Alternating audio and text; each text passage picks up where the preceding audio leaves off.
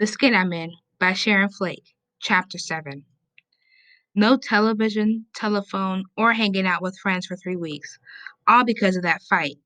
And that ain't even the worst part. The principal, Miss Saunders, and Mama got their heads together and came up with a way to punish me good.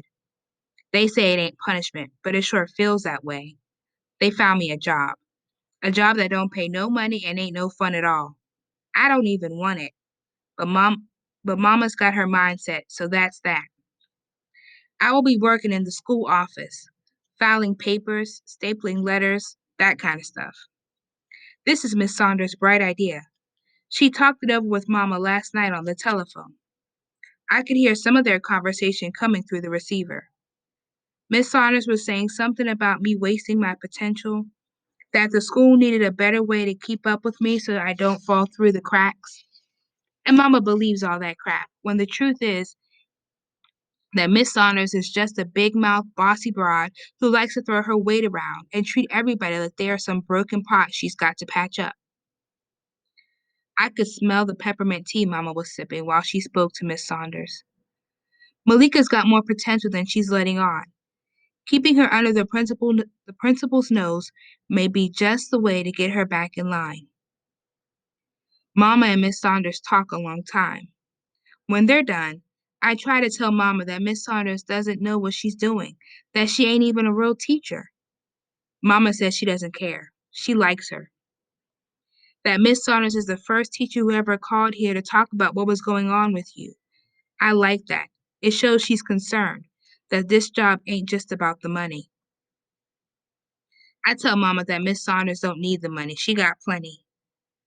Don't it make you wonder, Mama, why somebody with all that money and a good job would give it up to come to McClinton? Mama sits there for a while thinking. I wouldn't think on it too much, Malika, she says. She's here. That's the important thing.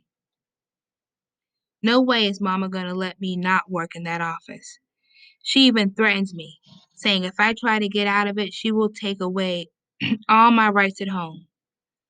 So I figured, cool, I'll do it. And while I'm doing it, I will find out the real deal on Miss Saunders. Get all up in her business like she's up in mine. Payback, you know. So on the first day I work in the office, I asked Miss Carroll, the secretary, about Miss Saunders. Miss Carroll likes to gossip, so I figure she'll tell me something. But Miss Carroll just stares up at me with her arms crossed. You're here to work, right? Right, I say, biting on the dry skin hanging from my lip. Then do your work and stop minding grown folks' business. Maxine, the other girl working in the office, is acting like she's filing papers. I know she's listening, though. I leave Miss Carroll standing there with her arms folded, and I file my stuff like she says.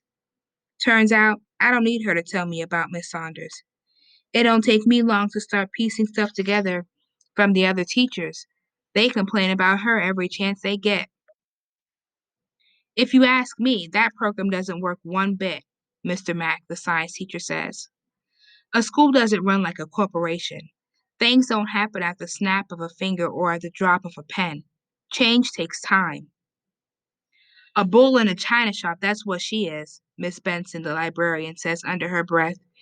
She's not following the curriculum the way it's laid out. She's pushing the kids too hard, telling them to read 50 pages one night, 30 pages the next. I'm telling you, hiring her was a bad move. If those teachers knew I was working at the desk, they would be more careful. But they don't know I'm here. I've dropped some paper clips on the floor and I'm crouching under her desk to pick them up slowly. It looks like nobody's around but Miss Carroll, and she's in the back Xeroxing.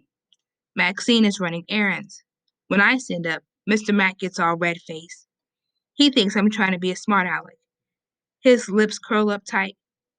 My, Malika, aren't you the lucky one? Here to work in the office, I see, he says, stomping out the door, right into Mr. Pajoli, who's heard everything he said.